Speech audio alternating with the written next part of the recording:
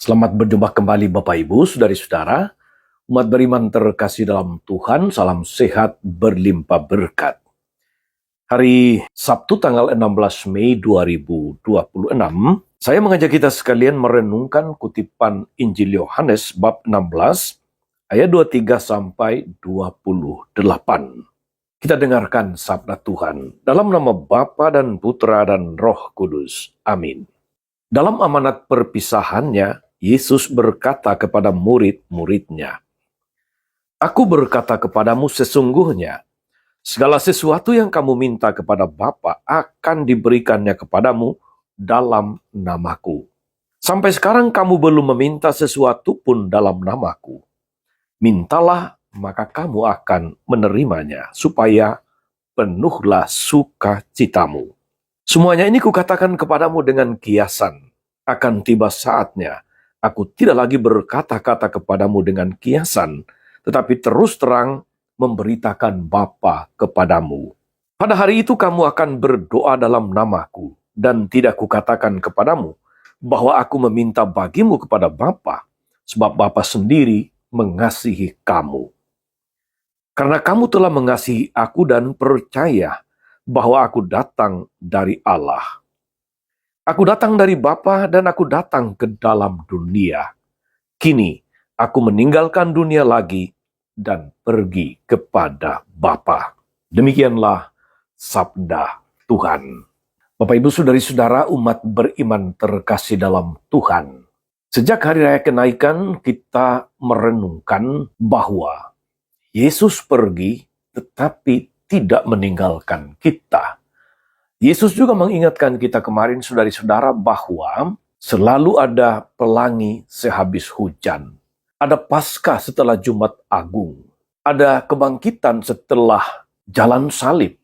Hari ini kita makin diteguhkan, saudari-saudara, bahwa sebagai pengikut Kristus, kita mempunyai banyak alasan untuk bersukacita. Salah satu alasan untuk bersukacita adalah karena Bapa mengasihi kita. Karena Bapa tidak pernah lelah, tidak pernah kehabisan akal untuk menyelamatkan manusia. Dan tindakan penyelamatan Allah kepada manusia itu adalah bukti kasih yang luar biasa yang berpuncak dalam diri Yesus. Karena kasih Allah akan dunia, Bapa mengutus putranya menjadi manusia, sama seperti manusia, dalam segala hal, kecuali dalam hal dosa. Karena kasih Bapa, maka Bapa merelakan putranya sengsara dan wafat di salib untuk keselamatan manusia. Sehingga kita ingat akan kata-kata Yesus, saudari-saudara, bahwa tidak ada kasih yang lebih besar daripada kasih seorang yang menyerahkan nyawa untuk sahabat-sahabatnya. Kita punya alasan dasar mengapa kita bersukacita sebagai pengikut Kristus. Karena Bapa mengasihi kita. Kita boleh meminta sesuatu kepadanya karena Dia adalah Bapa kita. Kita percaya Dia akan mendengarkan dan memenuhi permintaan kita. Meski tidak apa saja yang kita minta akan dikabulkan, tapi apa yang menurut Bapa sungguh kita butuhkan, bukan semua yang kita inginkan. Itu menjelaskan, saudara-saudari, seorang Bapa yang baik tidak asal memenuhi seluruh keinginan anaknya. Bapa yang baik hanya memberi apa yang terbaik, apa yang sungguh dibutuhkan, apa yang mendukung hidup anaknya. Saudari-saudara, umat beriman terkasih dalam Tuhan. Tentu saja, dalam banyak peristiwa, dalam banyak kesempatan, tidak semua yang kita minta itu dipenuhi.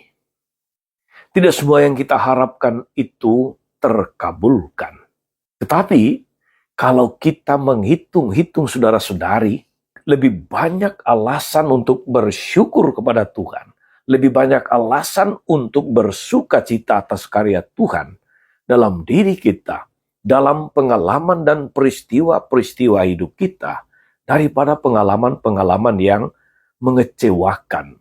Yang paling penting adalah kita tetap percaya bahwa Bapa mempunyai cara yang terbaik dalam menjawab setiap permintaan kita. Seorang ibu curhat seperti ini, atau lebih tepat sharing pengalamannya. Betapa pergumulannya luar biasa di dalam menjalani hidup berumah tangganya. Dia katakan, Romo, saya sudah gagal sebagai anak Tuhan. Saya tanya, apa alasannya? Karena saya menikah beda agama dan sekarang perkawinan kami tidak berjalan bagus. Kami hidup sendiri-sendiri. Lalu saya katakan, saudari-saudara, bahwa ibu masih mampu melewati peristiwa ini. Masih mampu berdiri meskipun harus menghadapi macam-macam penilaian dan komentar-komentar buruk orang lain. Itu tandanya bahwa ibu masih dikuatkan oleh Tuhan. Atau kalau ibu merasa bahwa begitu banyak pergumulan, begitu banyak salib yang dipikul, itu hanya mungkin karena Tuhan percaya ibu punya kekuatan untuk menanggung semua itu. Maka tetap bersukacitalah sambil belajar dari setiap pengalaman untuk bertumbuh sebagai seorang pengikut Kristus. Boleh kecewa, tetapi jangan menyerah. Sebab di balik setiap pengalaman selalu ada pelajaran yang baik untuk bertumbuh di dalam iman. Saudara-saudara, umat beriman terkasih dalam Tuhan. Apolos dalam bacaan pertama, Kisah Para Rasul bab 18 ayat 23 sampai 28. Dia dipenuhi oleh sukacita karena ia telah diterima menjadi pengikut Yesus Kristus. Sukacita inilah yang membuat dia bersemangat di dalam mewartakan Yesus sebagai Mesias. Apakah kita hendak menyimpan berita sukacita, pengalaman sukacita karena dikasihi Tuhan ini untuk diri kita sendiri? Mengapa kita tidak memberitakannya kepada orang lain seperti yang dilakukan oleh Apolos? Selalu ada kesempatan, saudari-saudara, selalu ada cara untuk membagikan berita gembira, kabar sukacita, pengalaman-pengalaman penuh sukacita rohani tentang Yesus Kristus kepada banyak orang.